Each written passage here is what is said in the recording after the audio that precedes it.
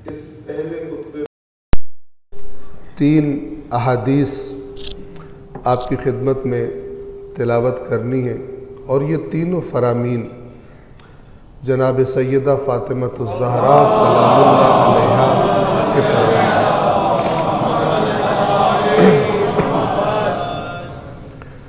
अय्याम फ़ातिमिया के उन्वान से जो अय्याम दरपेश हैं और इंशाअल्लाह आप उलमाए कराम से बहुत कुछ समात फरमाएंगे। तो सबसे बेहतरीन चीज़ जो हमारे अपने लिए तोशा आखिरत और बिलखुसूस हमारी बच्चियों के लिए, चूँकि जनाब सैयदा ख़ातून हैं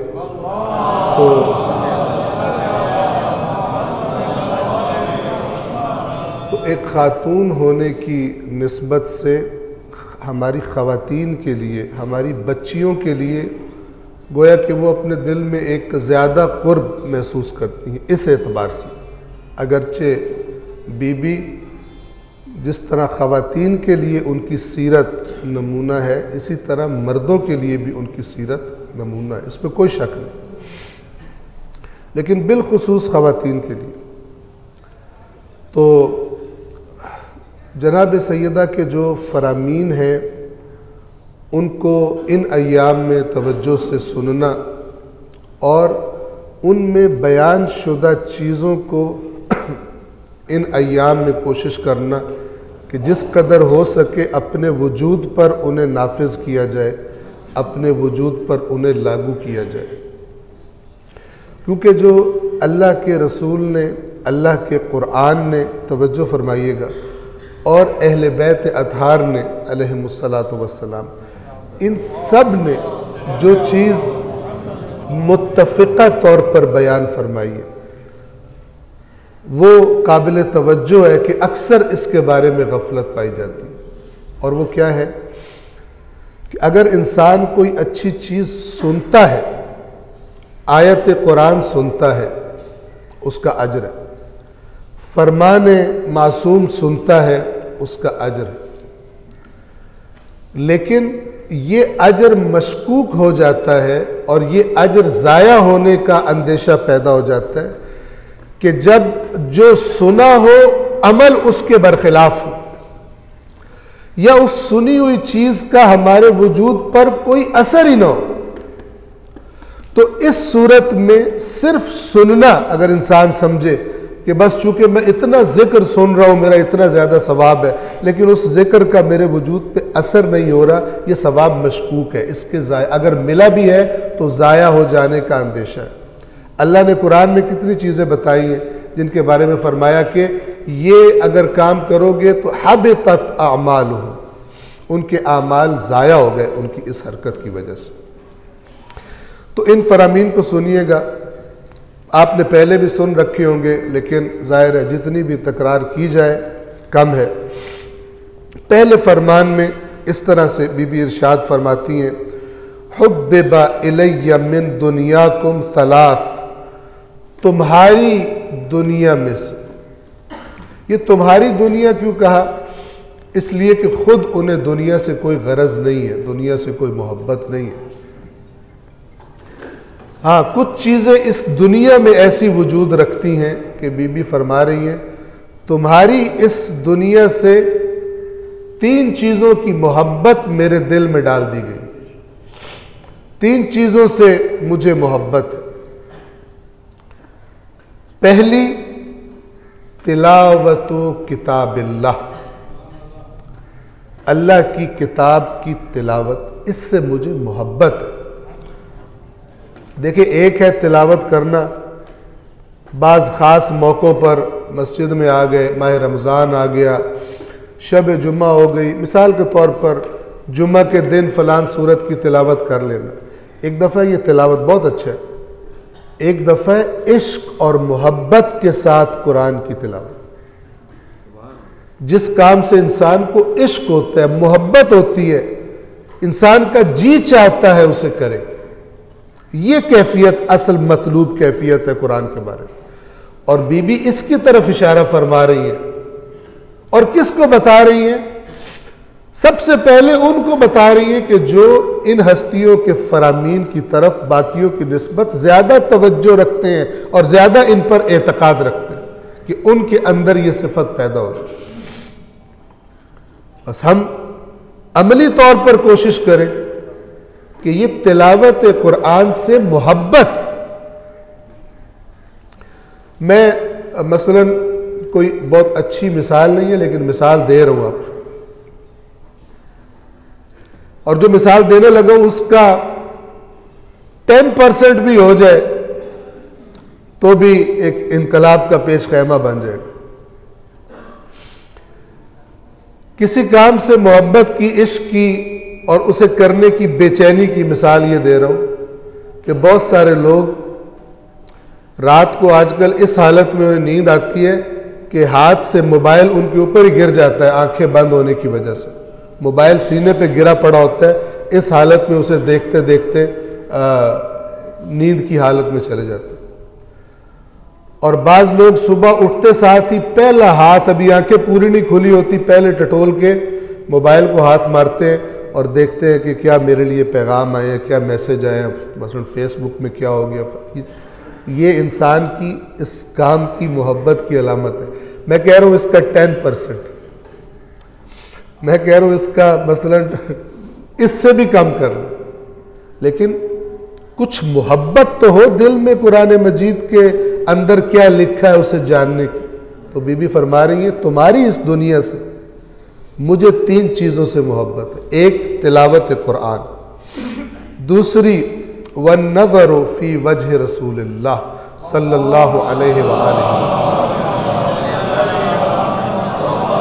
दूसरी चीज़ जिससे बीबी को मोहब्बत है अपने बाबा के चेहरे की ज़ियारत करना। तीसरी, आज हमारा मुआशरा कितना ज़रूरतमंद है इस तीसरी चीज़ का कि ये की जाए और की भी जुर्माना समझ के ना की जाए, बेदिली से ना की जाए, इश्क से की जाए, ईमान की अलामत। और वो तीसरी चीज़ क्या है? वल इन्फाक फी सबीलिल्लाह, रसूलुल्लाह की बेटी को मोहब्बत है इस काम से कि जो अल्लाह ने दिया है उसे खुदा के रास्ते में खर्च कर, उसमें से खुदा के रास्ते में खर्च कर। तवज्जो फरमा रहे, वो खर्च ही था जिस पर वो आयात नाजिल हुई थी, वयुतइमून अत्तआम अला हुब्बिही मिस्कीनन व यतीमन व असीरा इन्नमा नुतइमुकुम लिवजहिल्लाहि ला नुरीदु मिनकुम जज़ाअन वला शुकूरा। वो इन्फाक ही था, यानी ये वो इश्क है कि जो अपनी भूख पर भी गालिब आ जाता है, न कि जबरदस्ती बल्कि मोहब्बत से खुदा के रास्ते में दिया जाना। हमारा मुआशरा आज इस महंगाई के दौर में कितना इस चीज का जरूरतमंद है। सलवात पढ़े मोहम्मद वाला।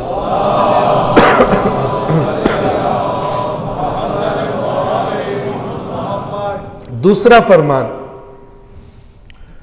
ये चीजें बदल नहीं सकती किसी की बातों से, याद रखिए, बहुत अहम ये दूसरा फरमान भी है।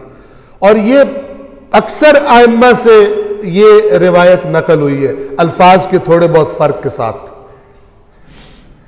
सिर्फ बीबी की रिवायत नहीं है।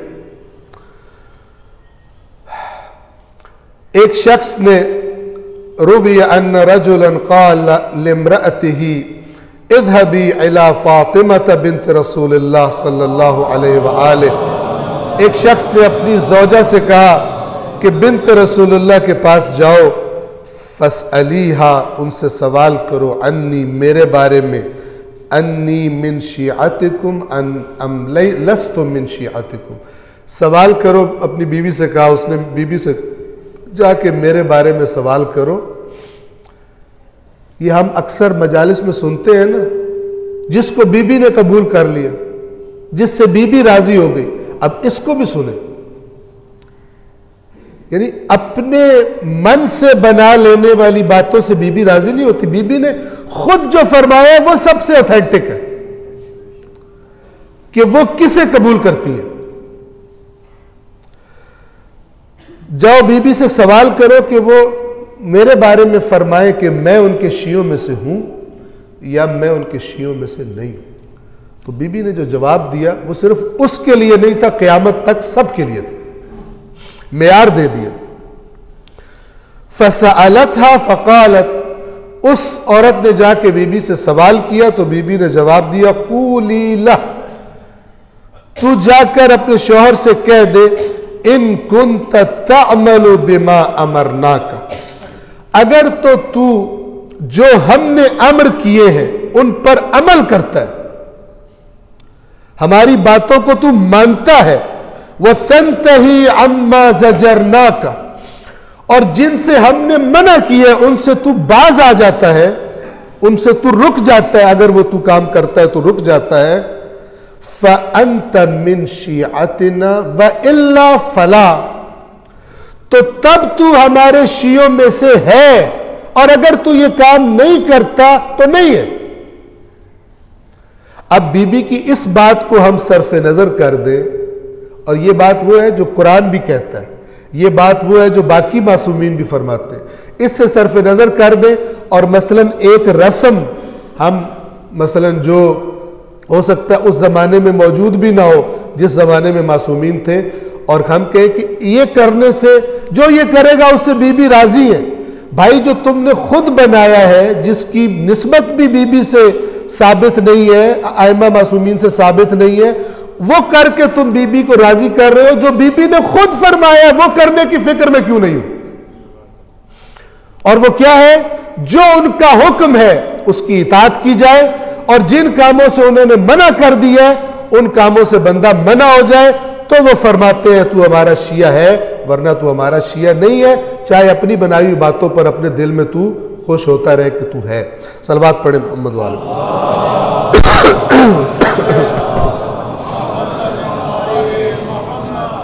और ये तीसरी और इस खुतबे के लिए आखिरी हदीस बीबी की, बिलखुसूस ख़वातीन के लिए, बिलखुसूस ख़वातीन के लिए, वो ख़वातीन कि जो बाज़ औक़ात अपनी ख्वाहिशात की वजह से, या जैसे आजकल ख़वातीन में मुख्तलिफ़ चीज़ों के मुकाबले हो रहे होते हैं, कपड़ों के, ज़ेवरात के, फ़लान के, कौन आगे है इसमें, तो अब देखिए ये हम कम से कम हमारी ख़वातीन सब अपने आप को जनाब ज़हरा की कनीज़ें कहलाने पे फ़ख्र करती हैं। अब इन कनीज़ों को चाहिए कि जो इनकी सरदार है, जो इनकी आका है, देखें कि वो क्या फरमा रही है अपने शौहर से। और ये फरमान क्यों आ गए हमारे लिए उनकी मीरास के तौर पर बाकी है, ताकि हमारी ज़िंदगियों में ये फरमान नज़र आए। जिसकी कनीज़ें हैं उसके फरामीन को अपने वजूदों पर, अपनी ख्वाहिशात पर उन्हें नाफिज करें। अपने शौहर से फरमा रही है इस फरमान में बीबी, या अबल हसन, ये या अबल हसन कुनियत, ये एहतराम से पुकारना है। बस एक मैसेज इसमें यह है कि ज़ौजा अपने शौहर को ऐसे नाम से पुकारे कि जिसमें बेएहतरामी का उन्सुर ना हो, एहतराम के अल्फाज में पुकारे। इन्नी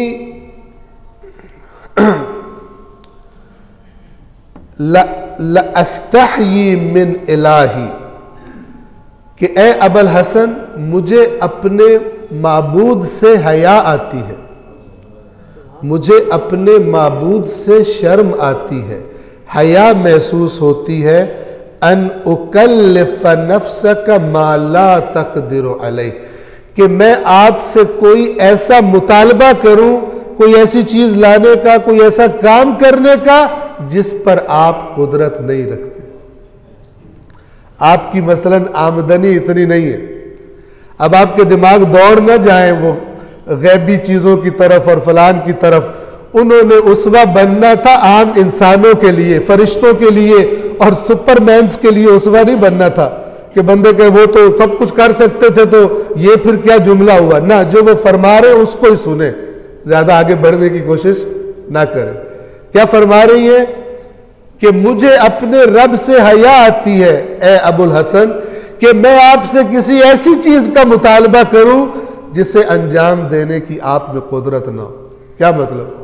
मसलन मुझे पता है कि आपका ज़रिया आमदनी क्या है, मुझे पता है कि आप क्या काम कर सकते हो क्या नहीं कर सकते, ऐसा मुतालबा करूं जिसकी आप में ताकत ना हो। जब बीवियों की तरफ से ऐसे मुतालबे होंगे तो फिर हो सकता है शौहर अल्लाह की इताअत के रास्ते से खारिज होकर उनकी ख्वाहिशात पूरी करने के लिए अल्लाह की नाफरमानी के रास्तों पे चल पड़े, और ऐसा कितना कसरत से होता है हमारे मुआशरे। परवरदिगार आलम बीबी के इन फरामीन को समझने की और अपने वजूद का अपने क़ल्ब व जान का हिस्सा बनाने की तौफीक अता फरमाए। बिस्मिल्लाहिर्रहमानिर्रहीम वल अस्र इन्नल इंसान लफ़ी खुस्र इल्लल्लज़ीना आमनू व अमिलुस्सालिहात व तवासौ बिल हक़्क़ि व तवासौ बिस्सब्र।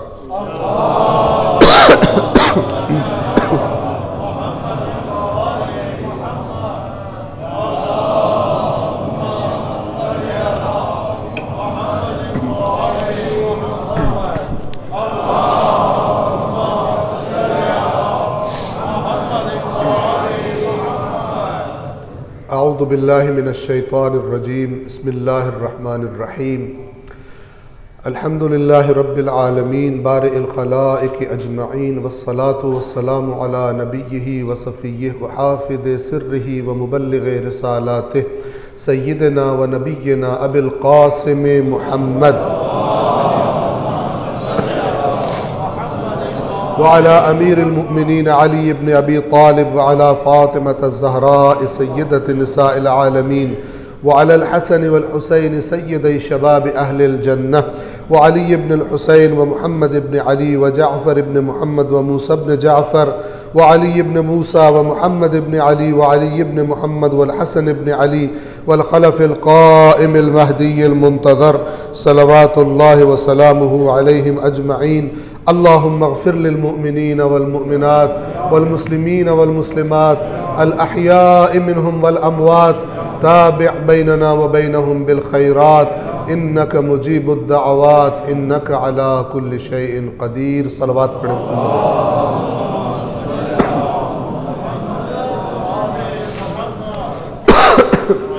दूसरे खुतबे के आगाज़ में तकरार करूँगा अपने आप को पहले और फिर आप सब मोमिनीन को, बंदेगान खुदा को अल्लाह के तक़वा और अल्लाह के खौफ की, और हर हाल में महफ़िल हो या तन्हाई हो अल्लाह को याद रखना, और खुदा को याद किए बग़ैर न कुछ कहना और न कोई अमल करना। जिनके अंदर ये सिफ़ात पैदा हो जाए तो वो फिर इत्मीनान पैदा कर लें कि अली वाक़अन उनका इमाम है, अली इमामुल मुत्तक़ीन है। जो जिन चीज़ों की तरफ इस दूसरे खुतबे में इशारा करना है उनमें से एक याद दहानी आपकी खिदमत में अर्ज़ करनी है कि जब दूसरे खुतबे में ख़तीब जुमा अरबी ज़ुबान में खुतबे की तिलावत करता है और उसमें फिर अल्लाह की हम्द व सना के बाद रसूलुल्लाह पर दुरूद व सलाम के बाद आइम्मा और उम्मे आइम्मा के जब अस्माए मुक़द्दसा बोले जाते हैं तो आम तौर पर देखने में आता है कि आगाज़ से ही मसलन मोमिनीन खड़े हो जाते हैं एहतराम में। तो ये आपको बता दूं कि किसी के नाम पर हमारी रिवायात में अहादीस में हुक्म शरई पता होना चाहिए, किसी के नाम पर खड़ा होने को मुस्तहब नहीं कहा गया सिवाय इमाम ज़मान अज्जलल्लाहु ताला फ़रजहु शरीफ।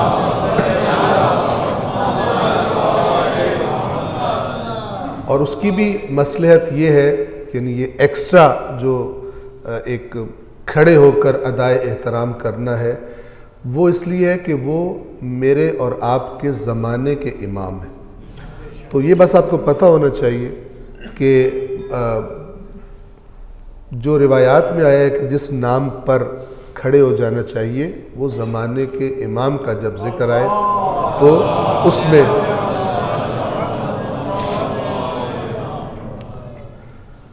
चंद चीज़ें हैं कि इंशाअल्लाह मैं इस वक्त में बयान कर पाऊँ पहला जो नुक्ता है वो इंतहाई अहम नुक्ता है, एक बहुत बड़ा चैलेंज है कि जो इस उम्मत को दरपेश है। और याद रखें ये मसला जब तक इसी शद्द मद से जिस तरह हमारे माहौल में आम तौर पर इसको उठा दिया जाता है बाकी रहेगा, तो ये उम्मत शिया भी और अहल सुन्नत भी इसके नुकसानात से महफूज नहीं रह सकते। और सोचने वाले जिनको अल्लाह ने सोचने की सलाहियत दी है और काबिलियत दी है, और जिनको अल्लाह ने ये तौफीक दी है कि वो कुरान मजीद से और अहले बैत अतहार की सही रिवायात से उनकी रविश इख्तलाफी मामलात में उनकी रविश को फॉलो कर सके। और उसका भी सबसे आसान रास्ता ख़ुद कुरान करीम है कि जो रविश बताता है कि किस तरह तबलीग की जाए। तो ये मैं आपके सामने एक इबारत पढ़ने लगा हूँ कि जो तर्जुमा है रहबर इनकलाब इस्लामी ईरान आयतुल्ला अली ख़ामेनी का। ये सन 2009 के मार्च में उन्होंने एक स्पीच की थी और उसमें आपको याद होगा कि हिज़्बुल्लाह की इसराइल के साथ एक जंग हुई थी और उसके असरात पूरी इस्लामी दुनिया में क्या हुए थे कि अहल सुन्नत और अहल तशय्यो उस मुश्तरका दुश्मन के ख़िलाफ़ जिहाद की वजह से करीब आ गए थे, एक दूसरे के बारे में बहुत अच्छे जज्बात पैदा हो गए थे। आपको याद हो जो उस ज़माने में टीवी प्रोग्राम्स आते थे हिज़्बुल्लाह के बारे में, कि उनकी शुजाअत के बारे में, उनकी इस्तकामत के बारे में, और एक नया हौसला उससे मिल रहा था। तो उसके तनाजुर में ये इबारत आपके सामने पढ़ रहा हूँ। वक्त चूँकि कम है सिर्फ इबारत ही पढ़ पाऊँगा चूँकि थोड़ी सी तुलानी है, लेकिन इस नुक्ते को इंशाअल्लाह सोचने पर टाइम दीजिएगा। वो फरमाते हैं इत्तेहाद की यानी मुसलमानों के इत्तेहाद की राह में दो बड़ी रुकावटें हैं, उन्हें दूर करना चाहिए। एक अंदरूनी है यानी उम्मत के अंदर से एक प्रॉब्लम है, और एक बैरूनी मामला है, बाहर से दुश्मन कभी भी ये नहीं चाहता कि उम्मत इकट्ठी हो। हमारी ये अपने अकीदे की पाबंदी, इस पर हर मसलक को चाहिए कि वो काबू रखे यानी हुदूद से बाहर ना निकले। अपने उसूलों और बुनियादों पर अकीदा और ईमान अच्छी और पसंदीदा चीज़ है, इस पर कायम रहना भी ठीक है, लेकिन ये जज्बा अपनी बात के साबित करने की हदों से निकलकर जारहियत, तजावुज और दुश्मनी की हुदूद में दाखिल ना होने पाए। अब ये कैसे हो? ये काम है उलमाए कराम का, खवास का। इस पे सोचें कि जब अपने मज़हब का दिफा किया जा रहा है तो उसकी हुदूद और क़ुयूद क्या होनी चाहिए, अंदाज क्या होनी चाहिए, ज़ुबान कैसी होनी चाहिए। उम्मत मुस्लिमा के मुख्तलिफ गिरोहों में हमारे जो भाई मौजूद हैं वो एक दूसरे का एहतराम करें। वो अपने अकीदे की हिफाजत करना चाहते हैं तो करें, लेकिन दूसरों के अकीदे की हुर्मत और एहतराम और उनके हुकूक का पास और लिहाज करें। मनाजरे, ये बात तवज्जो से सुनिएगा, मनाजरे और बहस को इल्मी नशिस्तों पर छोड़ें। उलमा और अहले फन हजरात चाहते हैं तो बैठे मजहबी मुज़ाकरा करें, लेकिन इल्मी नशिस्त में आलिमाना मजहबी मनाजरे करने और एलानिया राय आमा यानी अवाम की सतह पर ऐसे अफराद के सामने जिनके अंदर तज्जिया करने की सलाहियतें मौजूद ही नहीं, ना उन्होंने कभी संजीदगी से कुरान को देखा है, ना अहले बैत के फरामीन, वो जो सुनते हैं अपने मसलब के बंदे के पीछे चल पड़ते हैं, सुन सुना के उन्होंने ज़हनों में अपने तसव्वुरात बनाए हुए। मसला ये हल कहां से होगा? उलमा जब बैठेंगे, वो अपनी दलील दे, ये अपनी दलील दे, एक मुहज़्ज़म माहौल में। जिनके अंदर तज्जियाती सलाहियतें नहीं है, एक दूसरे के सिलसिले में बद कलामी करने में ज़मीन आसमान का फ़र्क है। यानी एक इल्मी गुफ्तगू और बद कलामी, इसमें ज़मीन आसमान का फ़र्क है। इस पर उलमा को कंट्रोल करना चाहिए। दूसरा फैक्टर नफरत का, तफरके का बैरूनी आमिल, दुश्मनान इस्लाम का तफरका अंगेज हाथ है, इसकी जानिब से हमें गाफिल नहीं होना चाहिए। ये आज की बात नहीं है, तवज्जो फरमाइए। उसी दिन से जब दुनिया की तसल्लुत पसंद सियासी ताकतों को एहसास हुआ कि कौमों पर असर अंदाज हो सकती हैं, उस वक्त से ये तफरका अंगेज हाथ सरगर्म अमल हो गया और आज इसकी कारकर्दगी बहुत बढ़ गई है। मुवासलाती ज़राए, जदीद तरीन वसाइल, सोशल मीडिया मसलन, जो आज तैयार कर लिए गए हैं, उनसे भी मदद ली जा रही है। ये आग को हवा देने वाले हैं, तफरका अंगेजी के लिए नारे तैयार करते हैं। आगाह और होशियार रहने की ज़रूरत है। अफसोस कि मुस्लिम ममालिक और मुस्लिम कौमों के अंदर मौजूद बाज़ अनासिर दुश्मनों का वसीला और जरिया बन जाते हैं। बड़ी इबरतनाक बात है, आप ज़रा गौर कीजिए। 2 साल कबल जब इसराइल के खिलाफ, ये जब स्पीच हुई थी उससे 2 साल कबल, जब इसराइल के खिलाफ हिजबुल्लाह इस्लामी मुजाहमत के जवानों को फतह मिली और उन्होंने सहयूनी हुकूमत को बुरी तरह जलील और रुसवा कर दिया, तो आलम इस्लाम में मुसलमानों के लिए ये बहुत बड़ी कामयाबी और कामरानी थी।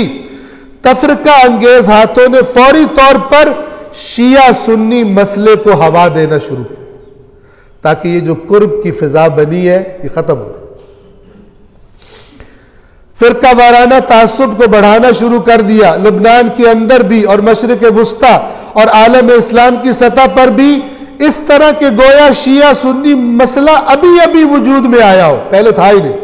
ऐसे नया करके पेश किया, इसको ऐसे भड़काया कि जैसे ये कोई नई बात है। वजह यह थी कि इस अजीम कामयाबी के ज़ेर साया मुसलमानों के दिल एक दूसरे के करीब हो गए थे।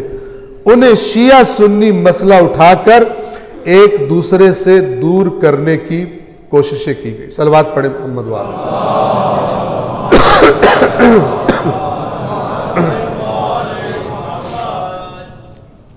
इन एक एक मिनट में आपकी खिदमत में अर्ज करूं, 25 दिसंबर का दिन हमारी जो मसीही बिरादरी है उनके लिए बड़ा मुक़द्दस दिन है।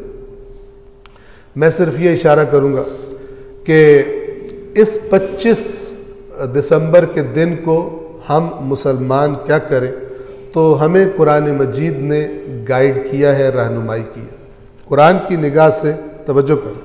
हमारी निगाह में तो एक रसूल की उम्मत भी अब एक उम्मत नहीं है, लड़ लड़ के कहीं पहुंच चुके हैं ग्रुप बन के। लेकिन खालिक की निगाह में अल्लाह ताला अपने कुरान में तमाम अंबिया से खिताब फरमाता है और उन्हें खिताब करके कहता है कि ए मेरे अंबिया, ए मेरे रसूलो, इन्ना हाज़िही उम्मतुकुम उम्मतुन वाहिदा, तुम सब की उम्मत दर हकीकत एक उम्मत।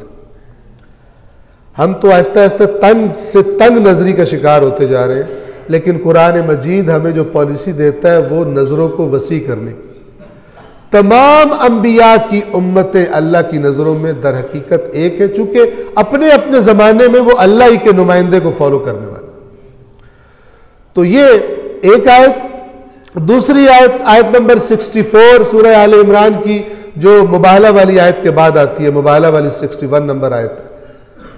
कुल या अहलल किताब तआलौ इला कलिमतिन सवाइन बैनना व बैनकुम अल्ला नअबुद इल्लल्लाह वला नुश्रिका बिही शैअन। कि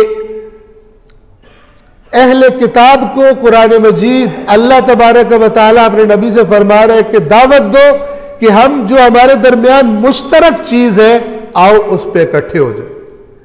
ये बहुत बहुत सोचने वाली और बहुत बेदारी से सोचकर इंसान समझ सकता है कि अल्लाह यहां पे क्या फरमा रहा है और कौन से अहदाफ हासिल होंगे इस माहौल से।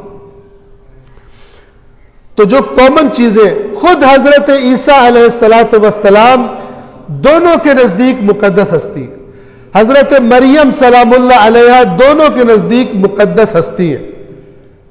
तो इस मुश्तरक चीजों को अगर अच्छे पैराए में डिस्कस किया जाए, बगैर इसके कि इंसान इस तरह आगे बढ़े कि अपने नज़रियात छोड़कर मसलन उनके नज़रियात अपनाना शुरू कर दे, तो अच्छे अंदाज में उन्हें करीब लाने की कोशिश की जाए, उनके साथ जाके बिल्कुल शरीक हुआ जाए। इमाम खुमैनी रिजवानुल्लाह ताला अलैह फ्रांस में जब थे, क्रिसमस के मौके पर बाकायदा तहाइफ भिजवाए थे, चूंकि आपने करीब लाना है। आपको पता है कुरान में हुक्म है ज़कात का, एक मसरफ यह है कि जिनके दिल इस्लाम से करीब लाने उन पे खर्च करो। वल मुअल्लफतु कुलूबुहुम, उनके दिलों की तालीफ के लिए। और अल्लाह ने कुरान में यह भी फरमा दिया कि जो दीन की वजह से तुम्हारे दुश्मन नहीं है, दीन के सबब, तुम्हारे दीन के सबब जिन्होंने तुमसे जंग नहीं की, तुमसे लड़ाई नहीं करते, अल्लाह तुम्हें मना नहीं करता उनसे अच्छा सलूक करो और उनके हकूक पूरे पूरे उन्हें अदा करो। अल्लाह ने पूरी पॉलिसी दी हुई है। जहां दुश्मनी बताई है यहूद और नसारा की, वहां दूसरी साइड पर जो लोग दीन के मामले में तुम्हारे दुश्मन नहीं है, उनसे अच्छा सलूक करना भी कुरान करीम के अंदर ही मौजूद है। तो क्रिसमस के मौके पर इस हिकमत अमली के साथ हमें आगे बढ़ना चाहिए।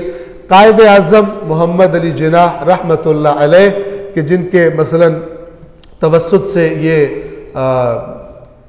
मादर वतन पाकिस्तान मारज़ वजूद में आया, थोड़ा सा पीछे मुड़कर उनकी तरफ देखा जाए, वो क्या अहदाफ थे, वो क्या नज़रिया था, वो क्या कौन सी मंजिल थी जिसकी तरफ उन्होंने सफ़र का आगाज़ किया था, और देखा जाए कि आज कौम उस मंजिल को याद रखे है या उस मंजिल को भूल चुकी है। और आखिरी नुक्ता, ये नए साल का आगाज़ होगा और खुदा जाने किसकी दी हुई तरबियत से कौन से रसूल और कौन से कुरान और कौन से अहले बैत थे कि जिनकी तरबियत का नतीजा ये है कि आज मसलन हैप्पी न्यू ईयर को इस तरह मनाया जाता है कि बदतरीन गुनाह की महफ़िलें, हवाई फायरिंग वगैरह की जाती है और करने वालों को ये पता भी नहीं होता कि ये आवारा गोली जो है हो सकता है किसी को जाकर नुकसान पहुंचा दे, किसी की प्रॉपर्टी को या किसी की जान को, लेकिन अपनी थोड़ी देर की लज्जत के लिए। आपको बता दूं, आयतुल्लाह खामनाई ही से फतवा इसके बारे में मांगा गया और उनका फतवा मौजूद है कि ऐसा काम करना हराम। और ये फतवा अगर मसलन ना भी हो तो इस्लाम की तालीमात इसकी इजाज़त नहीं देती। बेहतरीन काम क्या है, साल का पहला दिन मसलन आने लगा है तो आप कोशिश करें कि साल के आखिरी लम्हात में अल्लाह के फरिश्ते आपकी जो आखिरी लम्हात की रिपोर्ट दें अल्लाह को जाकर, वो रिपोर्ट ऐसी हो कि अल्लाह तबारक व तआला आपसे राज़ी हो, ना कि किसी गुनाह की महफ़िल में, किसी अल्लाह की नाफरमानी की महफ़िल में बैठ के आप नया साल और आपके साल की आगाज़ ही किसी ऐसी चीज़ से हो कि जिसके असरात आपके पूरे साल पर बाद में पड़ जाएँ।